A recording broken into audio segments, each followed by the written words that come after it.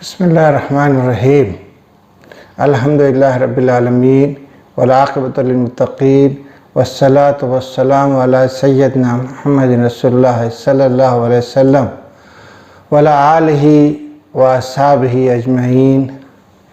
آج کا ہمارا عنوان ہے اخلاق کے اہداف و مقاصد، ایپیسوڈ نمبر 12۔ اس ویڈیو کو 2 حصوں میں تقسیم کیا گیا ہے، 12A اور 12B۔ یہ 12A ہے ہمارا اصل موضوع جس کے لیے یہ ایپیسوڈز بنے ہیں، اس کا عنوان ہے اسلام کا آسان اور جامع تعارف۔ اس کے 3 اجزاء ہے: اسلام کیا ہے، قرآن کو کیسے سمجھے، اور اللہ کے رسول صلی اللہ علیہ وسلم۔ اسلام کے 3 پہلو ہے: ایمان، اخلاق، شریعت یا احکام۔ اس پر شریعت پر ہمارا موضوع مکمل ہو چکا ہے، اخلاق کا حصہ جاری ہے۔ اس سے پہلے ہم نے اخلاق کیا ہے اور اس کی اہمیت کیا ہے اس کو واضح کیے تھے۔ شریعت کے 3 پہلو آپ کے سامنے آئے تھے: حفظ مصالح ضروریہ، مصالح حاجیہ، مصالح تحسینیہ، یعنی نیسیسٹیز، نیڈز اور بیوٹیفیکیشن۔ اس پر تفصیل سے گفتگو ہو چکی ہے۔ اب ہمارا موضوع ہے اخلاق کے اہداف و مقاصد۔ سب سے پہلے اخلاق کا ہدف وہ ہے تواصی بالحق، اور کیسے حاصل ہوگا، اس کا حصول کیا ہوگا؟ عدل و رحم کا حصول۔ اخلاق کی بنیاد، اخلاق جہاں سے نکلتا ہے اس کا سورس کیا ہوگا؟ اور وہ ہے فطرت۔ انسان کی فطرت میں اخلاق ڈال دیے گئے ہیں۔ اچھے اخلاق کیا ہے، برے اخلاق کیا ہے، کیوں کرے گا یہ؟ اللہ کی رضا کے لیے۔ اور اس کے اخلاق انسان، معاشرہ یعنی سوسائٹی اور خلق یا کائنات کے درمیان توازن ہوگا، بیلنس ہوگا۔ ایسا نہیں ہے کہ آدمی عبادت میں تو بہت آگے چلا جائے لیکن پتہ چلا کائنات کو تباہ کر دے، انوائرمنٹ کو تباہ کر دے۔ لہٰذا اس کے درمیان بیلنس ہے، اور یہ کہ یہ تواصی بالحق کے تحت سماجی ذمہ داری ہے کہ ہم اخلاق سے پیش آئیں۔ مشکوٰۃ شریف میں جو حدیث اس سے پہلے بھی میں نے بیان کی تھی وہ یہ تھی کہ اللہ کے رسول صلی اللہ علیہ وسلم نے فرمایا کہ مجھے میرا اس دنیا میں بعثت کا ایک عظیم مقصد یہ ہے کہ انسانی اخلاق اور اوصاف کو بیان کر دوں اور ان کے درجے کمال تک پہنچا دوں۔ عربی میں جو لفظ استعمال ہوا لِأُتَمِّمَ مَكَارِمَ الْأَخْلَاقِ، اچھے اخلاق، سچ بولنا، اچھے کام کرنا، نیکی کرنا، سچ کا ساتھ دینا، یہ اچھے اخلاق ہے۔ اور دوسرے سوسائٹی نے بھی اس اخلاق کو مانا ہے۔ برے اخلاق، جھوٹ بولنا، دھوکہ دینا، فساد پیدا کرنا، یہ برے اخلاق ہے، اور دوسری سوسائٹی میں بھی اس کو برا ہی جانا ہے۔ لیکن اس میں اللہ کے رسول صلی اللہ علیہ وسلم اس دنیا میں آئے تو اس میں ایک مقصد یہ بھی تھا کہ اخلاق کی تکمیل کریں۔ اس سے کیا مراد ہے، اس سے کیا تفصیل آتی ہے کہ اخلاق پہلے سے موجود تھے، لیکن اس میں تکمیل سے کیا مراد ہے؟ وہ یہ کہ اچھے اخلاق پہلے موجود تھے، برے اخلاق پہلے سے موجود، ان کے درمیان متشابہات ہے۔ تو اسلام نے اس کو تفصیل دی، اس کو بہت باریک بینی دی، کہا کہ اچھے اخلاق یہ ہے اور اس کی یہ حدیں ہیں، اور اس کی قدریں دی۔ برے اخلاق ہے یہ، اس کی قدریں یہ ہیں۔ اس کو تفصیل دی اور ان کے درمیان جو متشابہات ہے اس کو بالکل صاف اور واضح کر کے دکھا دیا۔ یہ اللہ کے رسول صلی اللہ علیہ وسلم کا سب سے بڑا کارنامہ ہے۔ ایک چھوٹی مثال ہم لیتے ہیں اس کو جاننے کے لیے کہ والدین کے ساتھ نیک سلوک کرنا ہمارے پاس بھی موجود ہے، ان کی سوسائٹی میں بھی ہے، لیکن جو تفاصیل، جو چیزیں ہمارے پاس ہے ویسا ان کے پاس نہیں ہے۔ اللہ تعالیٰ نے جہاں پر شرک ہے تو شرک کے ساتھ والدین کے ساتھ بدسلوکی کو جوڑا ہے۔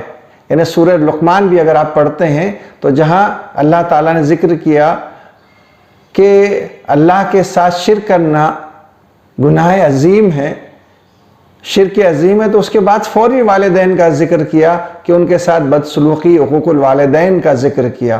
تو جہاں پر بھی اللہ تعالیٰ اپنے درجات کو گناتا ہے، جہاں پر اپنی بات کو گناتا ہے، جہاں پر توحید کو گناتا ہے، اس کے ساتھ والدین کا بھی ذکر آئے گا تو والدین کے ساتھ بر الوالدین کا ذکر آئے گا۔ جو تفاصیل اسلام نے دی ہے والدین کے حقوق کے تعلق سے، ویسے دوسرے سوسائٹیز میں، دوسرے مذاہب میں نہیں ملتی۔ جو وزن اسلام نے دیا ہے والدین کے لیے، ان کی خدمت، ان کے ساتھ نیک سلوک کے لیے، ایسا دوسری سوسائٹی میں نہیں ہے۔ اور اس کی تفاصیل، اصول دیے ہیں، اسلام نے اصول دیے ہیں۔ جیسے جہاں ذکر آیا کہ والدین کے ساتھ نیک سلوک کرو، اب اس کا معاملہ اگر جہاد سے ٹکرا جاتا ہے کہ جہاد پہ جانا ہے، اللہ کے راستے میں جد و جہد کرنا، اور گھر میں والدین ہے اور کوئی دیکھنے والا نہیں ہے، تب کیا کرے؟ اللہ کے رسول صلی اللہ علیہ وسلم کے پاس بات آتی ہے، صحابی جاتے ہیں تو پتہ چلا کہ تمہارے پاس بوڑھے والدین گھر میں ہیں، کہاں ہے؟ اور کوئی دیکھنے والا ہے ان کو؟ کہا نہیں ہے۔ تو کہا یہی تمہارے لیے جہاد ہے۔ لیکن یہ اصول سب کے لیے نہیں ہے۔ پتہ چلا کہ گھر میں کوئی دیکھنے والا نہ ہو، کوئی اور نہ ہو، اور یہ ذمہ داری آپ اکیلے ہی کر سکتے ہیں اور کوئی دوسرا نہیں کر سکتا، تو لہٰذا آپ کے لیے والدین کی خدمت ہی جہاد ہے۔ یہ تفصیل، یہ اصول اور کسی سوسائٹی میں نہیں ملتے۔ اسلام ایک لاجیکل مذہب بھی ہے، عقل کے ساتھ چلتا ہے۔ اس کورونا کے دور میں ایک واقعہ چین میں ہوتا ہے کہ چین میں شہر خالی کرنے کے لیے کہا جاتا ہے کہ شہر خالی کر دیجئے۔ ان کے پاس ایک ماں باپ کے پاس میں ان کا بچہ تھا جو اپاہج تھا، اس کو یہ دونوں ماں باپ بھی دیکھ سکتے تھے۔ ان سے کہا گیا کہ آپ نکلو یہاں سے۔ انہوں نے اس بچے کو وہاں چھوڑ دیا، بچے کی موت ہو گئی۔ اسلام اس بے رحمی کو پسند نہیں کرتا۔ اسی طریقے سے یہاں پونا کے پاس کسی دیہات میں باپ نے اور پوتوں نے لے جا کر جو ہے دادی کو جنگل میں چھوڑ دیا، اس کو کورونا ہو گیا تھا۔ اسلام اس بے رحمی کو پسند نہیں کرتا، ایسے اخلاق کو پسند نہیں کرتا۔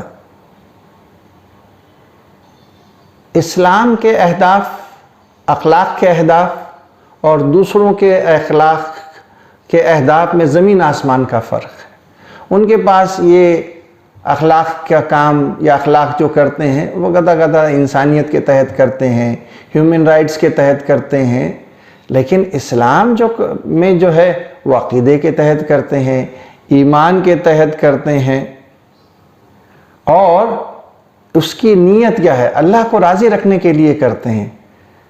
آپ کے سامنے ایک بات آئے گی کہ بخاری شریف کی مشہور حدیث ہے جس کے راوی حضرت ابو ہریرہ رضی اللہ تعالیٰ عنہ ہیں کہ جب وہ حدیث بیان کرتے تھے تو بے ہوش ہو جاتے تھے۔ وہ حدیث یہ کہ اللہ تعالیٰ یوم آخرت میں وہ تین اشخاص کو لے آئے گا۔ پہلے اس شخص کو لائے گا جو دین کا علم سکھاتا تھا لیکن اس کا مقصد کچھ اور تھا، اس کو سزا دی جائے گی۔ ایک آدمی سخی تھا، پیسے خیرات کرتا تھا، وہ کہتا تھا اللہ کے راستے میں کیا لیکن وہ اور کسی کے لیے تھا، دنیا کے واسطے کیا۔ اور تیسرا مجاہد، ان کو یہ تینوں کا انجام وہی، چونکہ ان کی نیت اللہ کو راضی رکھنے کے لیے نہیں تھی۔ اسلام میں جو اخلاق ہے وہ اس کا ہدف یہ ہے کہ اللہ کو راضی رکھنا ہے، اللہ کو خوش کرنا ہے۔ ان کا مقصد، دوسرے مذاہب میں مقصد ایسا نہیں ہے، آخرت میں ان کو کچھ بھی نہیں ملے گا۔ یہ صرف دنیا ہی کے لیے ہے کہ انسانیت کے تحت کر لیتے ہیں، یا جو ہے سوشل رسپانسبلٹی کے لیے کے تحت کر دیتے ہیں۔ اسلام میں ایسا نہیں ہے۔ یہ جو کارپوریٹ رسپانسبلٹی کے تحت ہے کہ کمپنیوں کو جو نفع ہوتا ہے اس کا 1%، 2% ایسی سوشل رسپانسبلٹی پہ خرچ کرنا، یہ گورنمنٹ نے لازم کر دیا ہے، لیکن یہ اس کے تحت یعنی ایک قانون کے تحت ہے۔ ہمارے پاس میں قانون نہیں، اخلاق کے تحت ہے، اللہ کو راضی رکھنے کے لیے ہے، اللہ کی خوشی حاصل کرنے کے لیے جو ہے ہم جو بھی اچھے اخلاق سے کرتے ہیں وہ یہی ہے۔ ہم جو کچھ صدقہ، خیرات، جو کچھ بھی کرتے ہیں وہ ہماری نیت کیا ہوتی ہے، اور اسی نیت پر جو ہے وہ فیصلے ہوں گے۔ اور جیسا کہ میں نے پہلے آپ کے سامنے حضرت ابو ہریرہ رضی اللہ تعالیٰ عنہ کی وہ حدیث بیان کی ہے۔ یہاں 12A ختم ہوتا ہے۔ اس موضوع کو مکمل دیکھنے کے لیے اس کے بعد کا حصہ 12B دیکھیے۔ وآخر دعوانا ان الحمد للہ رب العالمین۔